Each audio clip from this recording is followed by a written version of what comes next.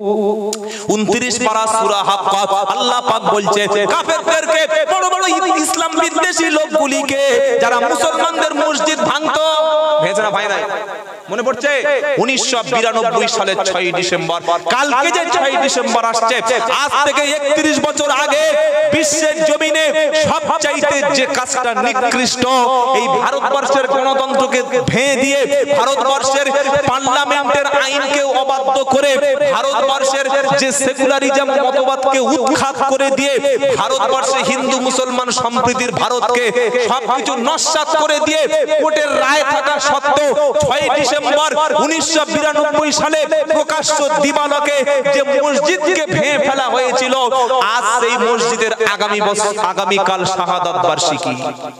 শুনতে পাচ্ছেন? তোমরা 350 বছর 250 বছর 400 বছরের মসজিদকে চোখের সামনে প্রকাশ্য দিবালোকে ভেঙে ফেলেছো। তোমরা বলছো মানে রাম মন্দির ছিল, কি ছিল আমরা দেখিনি, কিন্তু মসজিদ ছিল, এটা বিশ্বের সব মানুষ দেখেছে। জোরে বলুন, দেখেছে না দেখে নাই?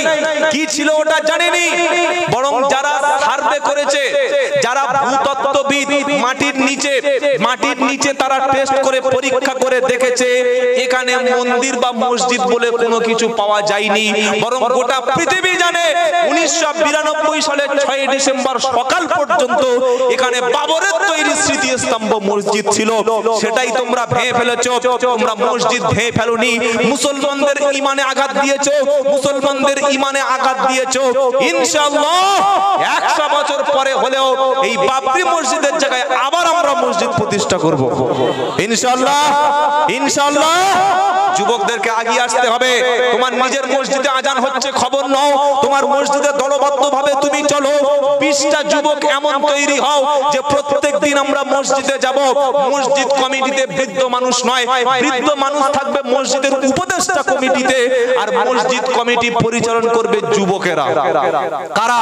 যারা 5 ওয়াক্ত নামাজ পড়তে জানে, ইমামের অবর্তমানে যে ইমামের অবর্তমানে মসজিদে ইমামতি করতে পারবে, একমাত্র সেই ক্যাশিয়ার হওয়ার, সেক্রেটারি হওয়ার যোগ্যতা রাখে। মসজিদে টাইলস বসিয়েছো, এখন আর 6000 টাকা হবে না, এখন ইমামের দিতে হবে কত? এখন ইমামকে দিতে হবে 10,000 টাকা। টাইলস বসিয়ে স্লাইডিং গ্লাস কাঁচ লাগিয়ে যখন এসি লাগিয়েছো, এবার ইমামকে দিতে হবে 15,000 টাকা। এর কমে দিলে কিন্তু কিয়ামতে ধুনবে সেক্রেটারিকে। কথা মনে থাকবে ইনশাআল্লাহ। পাকামি করার জায়গা পাও না, বছরের শেষে ঈদের দিন হিসাব দিচ্ছে এবছর আমাদের মসজিদের আয় ব্যয় 22,50,772 টাকা 73 পয়সা রয়েছে, উদ্বৃত্ত হয়েছে। আর ইমাম সিঁড়ির তলায় ছোট ঘর করে দিয়ে 4,500 টাকা মাইনে দিচ্ছিস। তোর ইনসাফ বলতে কিছু আছে? তুই মানুষ না, তুই একটা অমানুষ। তুই 5,500 টাকা নিয়ে মসজিদে 1 মাস থাক, দেখি কি করে সংসার চলে। সে তো গরিব মানুষ, সে তো একজন ইমানের খাতিরে পড়ে আছে। যোগ্য ইমাম মসজিদে রাখবেন।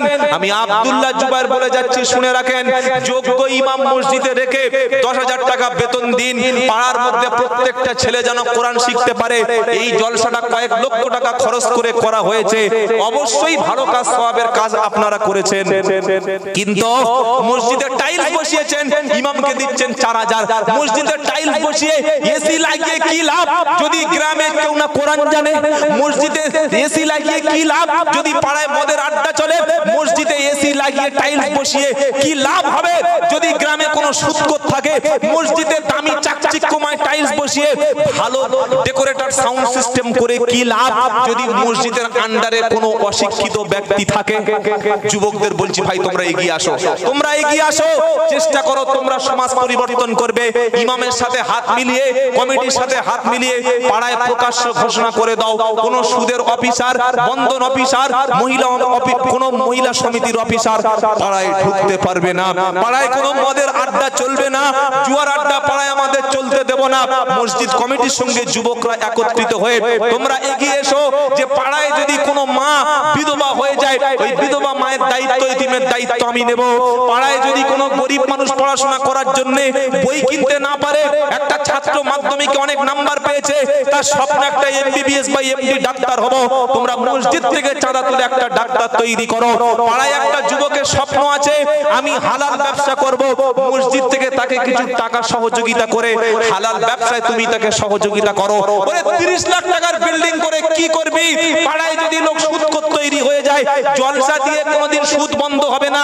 মসজিদে একটা ফান্ড তৈরি করো, 1 থেকে 1.5 লাখ 2 লাখ টাকা ফান্ডে থাকবে। যদি কোনো মানুষ অসহায় হয়ে যায়, ঋণগ্রস্ত হয়ে যায়, ব্যবসা চালাতে গিয়ে কঠিন বিপদে পড়ে যার টাকা নাই, মসজিদ থেকে তাকে ঋণ দাও, সে উপকৃত হবে, সুদ বন্ধ হবে। এটা করতে পারবে তোমরা ইনশাআল্লাহ? পারবে ইনশাআল্লাহ? সেজন্য যুবকদের বলবো, ভাই মসজিদে চলে আয়, আয় মাঝে মাঝে আয়, ফজরে চলে এসো, জোহরে চলে এসো, আসরে এসো, মাগরিবে এসো, ইশায় এসো।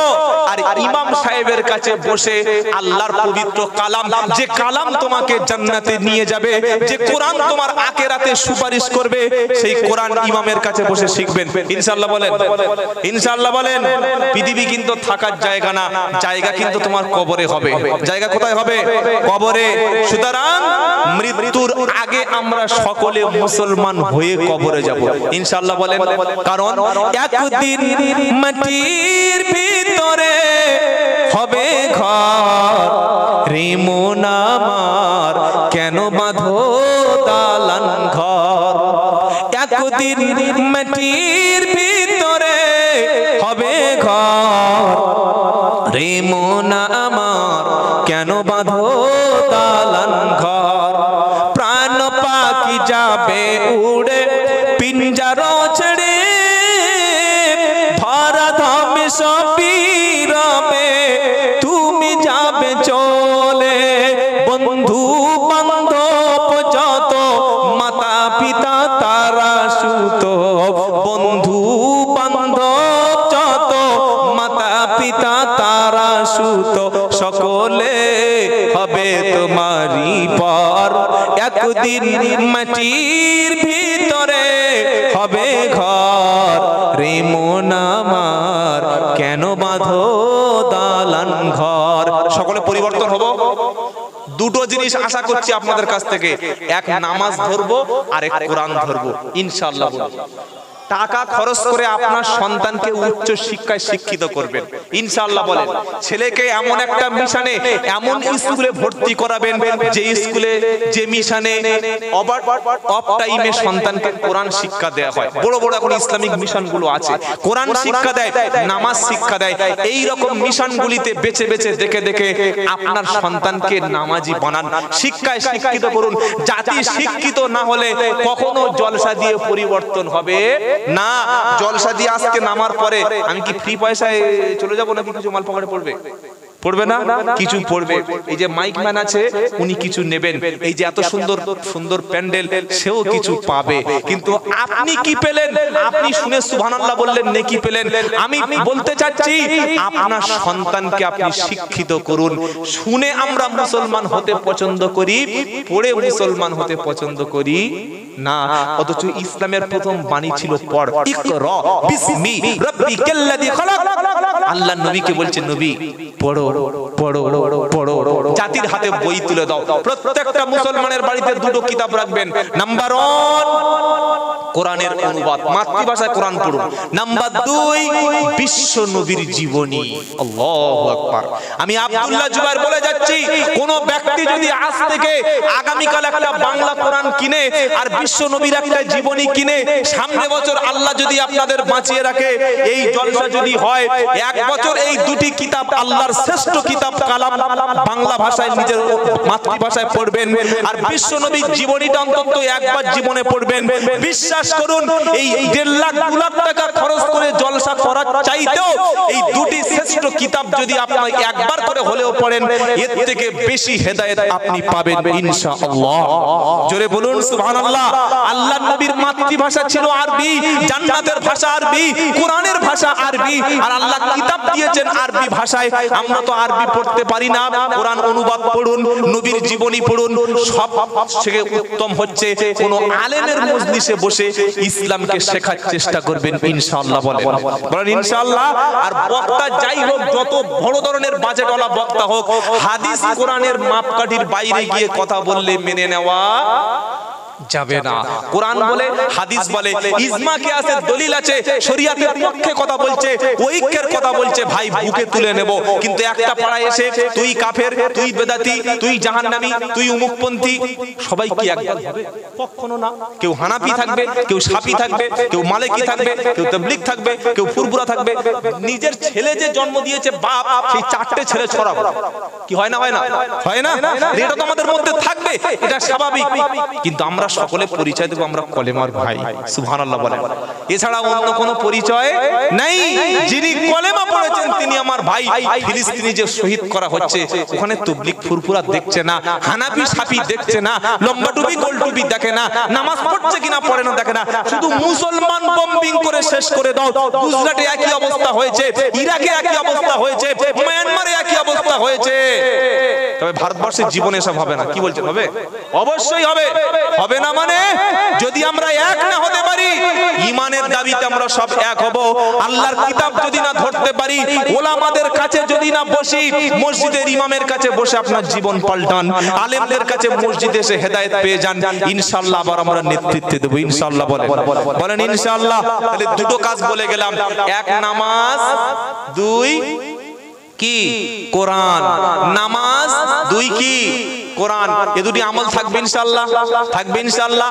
অন্তরে সব সময় আল্লাহর দেখে ভয় করবেন, আল্লাহ জান্নাত দিয়ে দেবেন, সুবহানাল্লাহ। ওয়াসিকাল্লাযীনা তাকাউ রাব্বাহুম ইলাল জান্নাতি যুমারা হাত্তা ইযা জাউহা ওয়া ফুতিহাত আবওয়াবুহা ওয়া ক্বালা লাহুম খাযানাতুহা সালামুন আলাইকুম তিবতুম ফাদখুলুহা খালিদিন। 24 পারা 3 পৃষ্ঠা 11 নম্বর লাইনে 73 নম্বর আয়াত, সূরার নাম সূরা জুমার। আল্লাহ পাক শোনাচ্ছে, ওয়াসিকাল্লাযীনা তাকাউ রাব্বাহুম ইলাল জান্নাতি যুমারা। আল্লাহর ভয় যাদের অন্তরে আছে, খোদা ভীরু পরেজগার মুত্তাকি ব্যক্তিগুলিকে সেদিন ফেরেশতারা আনন্দ করাতে করাতে, সংবর্ধনা দিতে দিতে সম্মানের সঙ্গে আল্লাহ ভীরু ব্যক্তিকে জান্নাতের দিকে নিয়ে যাবে। অন্তরে আল্লাহর ভয় রাখবো ইনশাআল্লাহ। জেনে শুনে কোনো পাপ করবেন না, বলেন ইনশাআল্লাহ। যেটা পাপ,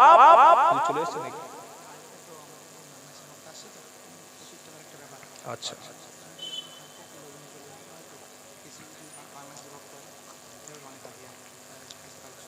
এই দেখো, ও গরু শোয়াবে বলে ঠিক কাছে চলে আসছে।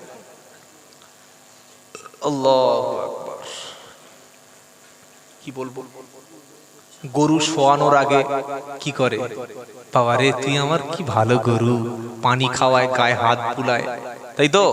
আমার ভাই মাওলানা সাহেব উনি বলছে একটু মানুষের কাছে বলতে। কি বলবো আর বলুন দেখি। আসলে এটা আমার মানে অভ্যাসে পড়ে না, তবু বলতে বাধ্য হই।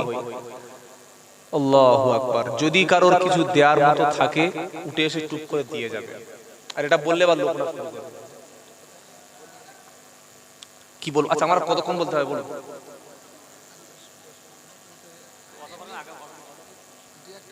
আচ্ছা আচ্ছা ঠিক আছে, ঠিক আছে, মাশাআল্লাহ। এই জলসাটা বিশাল একটা ব্যয়বহুল খরচ হয়েছে ভাই, হয় নাই? হয়েছে না হয় নাই? আরে যারা মেয়ের বিয়ে দিয়েছেন তারা বলেন একটা প্যান্ডেল করতে কত টাকা খরচ হয়? মোটামুটি 1000-2 টাকা দিলে হবে, তাই তো নাকি? ঘাড় ভেঙে পড়ে যাবে, বিশাল খরচ, বিশাল খরচ। আল্লাহু আকবার। আল্লাহ যুবকদেরকে কবুল করুক, বলুন আমিন। তবে আমি খুব খুশি হতাম এবং এই পরামর্শটুকু মানবেন, আলোচনা করবেন আমি চলে যাওয়ার পর। লাইটিং বা প্যান্ডেলের খরচ খুব বেশি না করে যদি পাড়ায় শীত বস্ত্র 10টা বিধবা মেয়েকে বা ইতিমকে আমরা দিতে পারতাম, বিশ্বাস করুন এই এত লাইটিং করার চাইতে 10টা ইতিম বা 10টা বিধবাকে যদি শীতের বস্ত্র বিতরণ করতে পারতেন জলসায়, আমার আল্লাহ খুশি বেশি হতো। সুবহানাল্লাহ বলবেন না?